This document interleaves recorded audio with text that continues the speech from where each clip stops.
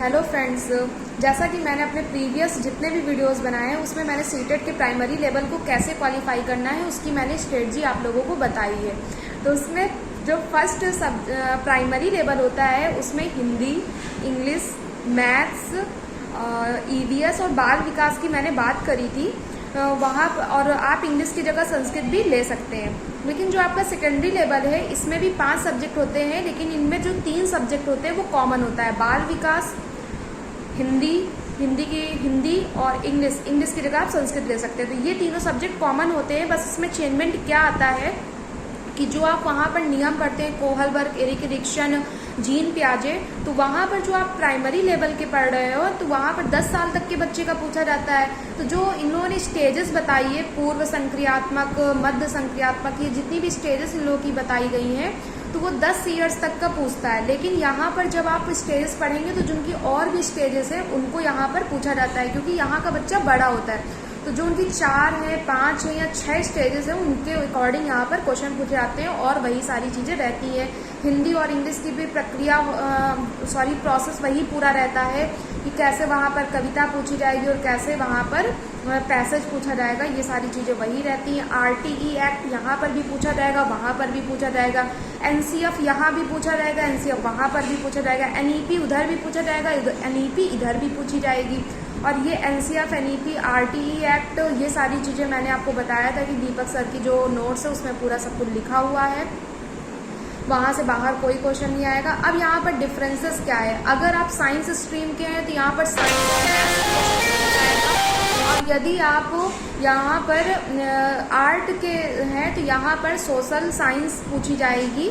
तो इसकी मैथ्स और सोशल अगर मेरा मैथ्स स्ट्रीम था तो मैथ्स की या फिर सोशल साइंस की आपको कैसे प्रिपरेशन करना है वो मैं बताऊंगी। सबसे पहले मैं मैथ्स और साइंस के बारे में बताऊंगी कि मैथ्स में जो आपका जो मैथ्स की बुक होती हैं या लूसेंट आप पढ़ सकते हैं या 6, 7, 8 की बुक पढ़ सकते हैं।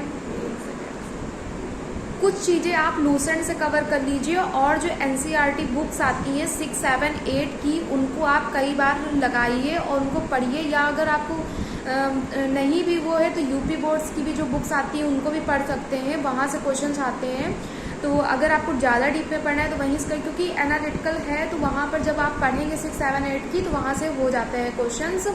और सेम चीज़ आपको साइंस के लिए भी करना है। 6, 7, 8 की बुक जितने बार हो सके उतने बार पढ़िए, क्योंकि आप सेकेंडरी लेवल के एग्जाम दे रहे हो, वहीं से क्वेश्चंस आते हैं। लूसेंट पढ़ने से नहीं होगा, क्योंकि लूसेंट में उतनी चीज़ें नहीं, लूसेंट में सीधे पॉइंट टू पॉइंट दिया है, लेकिन ये वाला आपका एनालिटिकल आता है, आपकी अप्रोच देखी जाती है। तो यहाँ पर क्वेश्चन आएगा, जैसे आपको एक क्वेश्चन दे दिया, वो भी जैसे कोशिका से ही क्वेश्चन दे दिया तो 2-3 लाइन का क्वेश्चन होगा और उसके बाद जो उसके ऑप्शंस होंगे वो 4 से 5 ऑप्शंस होते हैं। फिर उसमें पूछेगा ए बी दोनों, बी सी दोनों, ऑल। तो इस वजह से आप अगर कोई भी चैप्टर पढ़िए 6, 7, 8 का साइंस का तो आप उसको बार बार पढ़िए, फिर अपनी अप्रोच बनाइए जिसका आगे चल के भी आपको बहुत काम देगा। 30 क्वेश्चंस आपके साइंस के रहते हैं और 30 क्वेश्चन मैथ्स के रहेंगे। तो साइंस के तो आपको बार बार क्वेश्चन, मतलब मैं कहूँगी अदर कोई बुक नहीं पढ़नी, सिर्फ 6, 7, 8 की आपको बार बार साइंस की बुक पढ़ लेनी है पहले। और ऐसा भी नहीं कि पहले आप 8 की पढ़ेंगे फिर 7 की फिर 6 की, ऐसा नहीं, लाइन से पढ़नी है। क्योंकि एनसीईआरटी जो बुक्स होती है वो लाइन से ही होती हैं कि आपने पहले 8 की पढ़ ली फिर 6 की पढ़ ली, तो वो बेनिफिशियल नहीं होगी।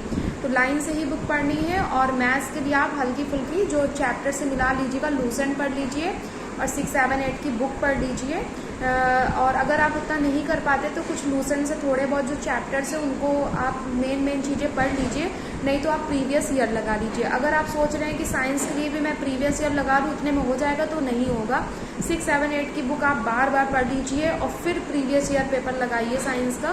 तो उसके लिए भी सिर्फ एक ही बुक आती है, मैंने तो घटना चक्र एक ही दी थी, तो आप घटना चक्र की ले लीजिए, वहाँ पर साइंस और मैथ्स का पोर्शन दिया रहेगा, उसको आप कर लीजिए। और इतना, यहाँ से मैं सीटेट की स्ट्रेटजी के बारे में अब वीडियो नहीं बनाऊंगी। मैं अब कुछ टर्म्स के बारे में बताऊंगी कि मतलब कैसे कहाँ पर एक एक टॉपिक मैं लेके बताया करूँगी। तो आप मेरा बस मेन मोटिव था, अगर मैं इकट्ठा चीज़ें बता देती तो वो आपको बहुत ज़्यादा हो जाता, इस वजह से मैंने थोड़ा थोड़ा करके बताया। और थोड़ी थोड़ी आप बुक लीजिए और थोड़ा थोड़ा पढ़िए। आई होप अब आपका प्रेशर थोड़ा कम हो गया होगा और मैं आगे चल के कुछ टर्म्स डिफाइन करती रहूँगी। और आप अपनी तैयारी बहुत अच्छी करिए।